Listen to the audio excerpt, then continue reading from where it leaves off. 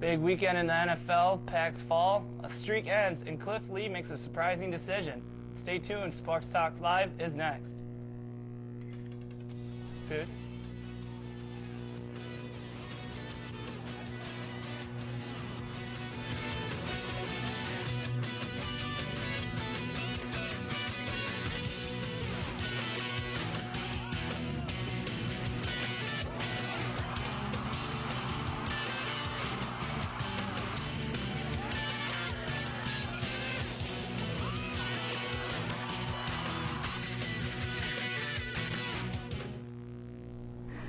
Welcome back to Sports Talk Live. I'm Ashley Deleeuw. And I'm Adam Smith. And we've got a lot of great sports topics to talk about, so let's get started right away. And we'll get started with the NFL and the Packers and the Lions. What did you think about that matchup on Sunday? Well, when the game started, I thought we should be okay. Stanton looked god-awfully terrible. Well, 10 of 22, 117. He was just terrible, and he threw two bad picks right away. I thought it would be good. And then all of a sudden, when Rodgers went out, that really swung the momentum around. Mm-hmm. Yeah, our defense definitely played good in the begining. Well, actually, throughout the whole game, they've been pretty good. But the offense just didn't come out at all. It was like they weren't ready for this game. And you had to figure, they had to have known that the Lions are a tough opponent. I feel like, I always say sometimes their record doesn't do them justice as far as how they play and how good and how hard they play every single game. They've been in a lot of close games, just like we have. But we only beat them by 2 the first time we played them. So you had to figure we had to know it was coming. But our offense just couldn't get anything going. And when Rodgers went out, like you said, Matt Flynn actually had a couple of decent drives. But he threw that big pick in the red zone where we could have at least gotten 3 points. Greg Jennings missed him in the end zone for one. So, well, like with Greg Jennings, he didn't really look real motivated. You kind of see like the interception Rodgers had where he like accidentally dropped it. Well, the Lion takes it and then goes the other way, and Jennings just kind of tailed off. I thought that was kind of strange. But what really killed, they don't have a rushing game. Rodgers went out in the second quarter. He was still the leading rusher with 25 yards. In total, they had 66, and that was just terrible. And then like Flynn, he looked all right. Well, he had the good drives and then that bad pick. But then you go, it was 2nd and 1. They try to call timeout, do a draw, which why call timeout if you're going to run the ball, McCarthy? Yeah. And then they mess up on 3rd, and then 4th and 1, he does a streak down the sideline to Jennings. Yeah. And McCarthy said he's taking the blame for it. He shouldn't have put him in that situation, but still. Definitely shouldn't have put him in that situation, but he did, and unfortunately we lost to the Lions, and it's definitely going to hurt us as far as our playoff chances. So we'll see what happens. Moving on, we'll talk a little bit more about Aaron Rodgers and that injury that he suffered during the game. It was his 2nd concussion of the season. Right now, they're not really saying much about whether or not he'll play next weekend. What do you think about the situation? I think it's troublesome for Packers because this game proved how badly we need him. And it's his 2nd concussion, which makes it a little worse. It's just because I think the NFL with the new concussion protocol, they're going to be a lot more hesitant this time to let him play right away. And we have probably the toughest game of the season coming up. And we need him to play or else it's not even a chance we're going to win. And he's having a good year, 3,289 yards, 23 touchdowns with a 98.5 passer rating. So he is pretty much carrying the team when you don't have a rushing game or an offensive line. Yeah, he's definitely pretty much our entire offense. As you said, when we can't get the running game going, at least he can is able to scramble out of the pocket and is able to make plays. And, I mean, without him, I really don't feel like we have any chance to beat New England. I mean, New England is tough enough as it is, especially in Foxborough with the weather and everything.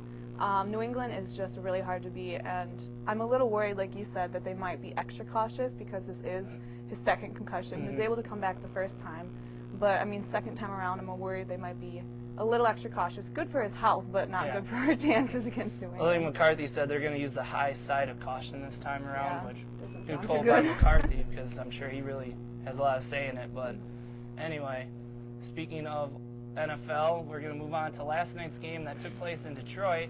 And the big surprise right before the game, Favre was inactive. So what'd you think of that? You know, I was a little surprised that he wasn't active just because it's Favre, and we've heard so many times when he's had a lot of injuries that, you know, leading up to the game, he might not be able to go. His coach said he was doubtful, but he ended up not playing. He ended his streak at 297 games. But, I mean, without Favre, when he's not, I mean, they haven't been playing well at all this season, but with Tavares Jackson, he even got knocked out for a while there in the third quarter. Obviously, we didn't get to watch the game. But they just had no chance against the Giants. Even with them in, he was 15 to 30 for 118 yards. If you get 15 completions, you'd think you'd at least be over 118. That's a terrible average. And then his rating was bad. He threw a pick.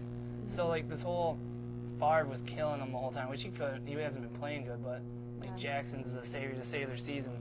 I don't know about that one. And then the streak ended at 297.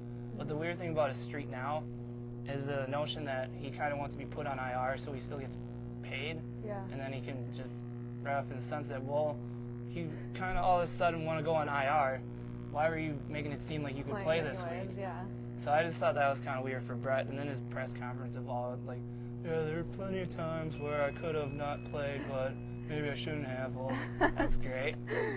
Just admit you might have just killed us in the past. So, I don't know. I thought that was a little sketchy there, Brett. Well, moving on to a better topic, at least here in the state of Wisconsin, the Badgers are in the Rose Bowl for the first time in 11 seasons. So, they play TCU. What do you think of this game?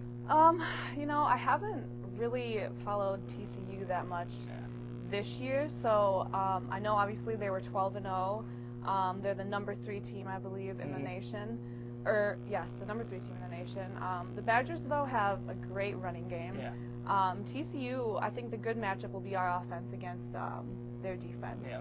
TCU has a great ranked defense, but we have one of the top rushing games. Like with Monty Ball, John Clay, James White have scored almost like 44 touchdowns, I think, this year combined. We've been pummeling people, and Tolzien has been stepping up to the plate when he's needed to. So I think it'll be a good matchup. I'm really excited to see how that game turns out. Yeah, and for like TCU, their big win was against Utah. Like they pounded Utah. Yeah. Well, then Notre Dame pounded Utah.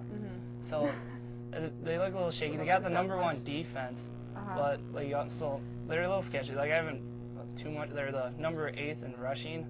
Yeah. But the thing that kind of scares, it's like a statement game for them. You think about it, because they could have been in the national title game if one of those other teams would have lost. They would have went in, and they can like prove to everyone that they sort of belong. But I just think we're a terrible matchup for them. Yeah. Because we have this really strong line in rushing the ball, and if we get up on them early, we can just pound them the whole game. For sure, it might be a high-scoring game. I believe we've both scored like very, very high points, almost the same per game this season. Both teams are 4th in the nation in scoring. Yeah, so that should be interesting. It might be a high-scoring game. We'll see. Yeah, and like you said, with Tolzien being efficient, he led the nation 74% completion percentage. So he'll step up. You got Kendricks and Toon, been pretty good receivers for him. So I think it's a good matchup for the Badgers, and I think they should win by a touchdown. Yeah, me too. So. They should definitely win. Right. Okay, moving on to the next topic. We'll stay with college football, and we'll talk a little bit about the national championship game that's going to be between Auburn, and Oregon. That'll be played on January 10th. What do you think about that matchup? This is going to be like probably other than our game, the best one to watch, just because both teams have an average, maybe slightly above average defense. Excuse me, and they both have insane offenses. And like Auburn's got Cam Newton, who won the Heisman, and he's just been a terror this season.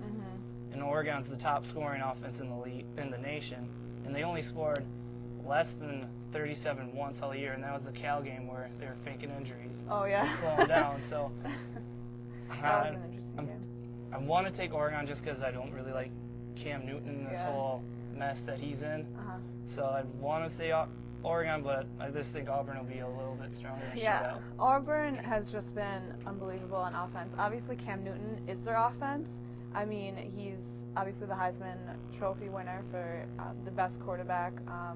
He's also their leading rusher with almost 1,400 yards, and that says something. He's had 20 touchdowns. I mean, the next best rusher on their team has 5 touchdowns. Yeah. So he is their offense, but that definitely should be a great game to watch. Moving on, we're going to talk about the Florida coaching situation. As we know, Urban Meyer has resigned as their coach, and they have a new guy coming in. What do you think about that? Well, I'm surprised Meyer stepped down that quickly again, because it was only last season, in the off-season, that he said he was done. Yeah. And then he comes back, so you think he wouldn't quit that quickly, but he went 65-15, and he had 2 national titles, so he's leaving a really good Florida program there, and they're always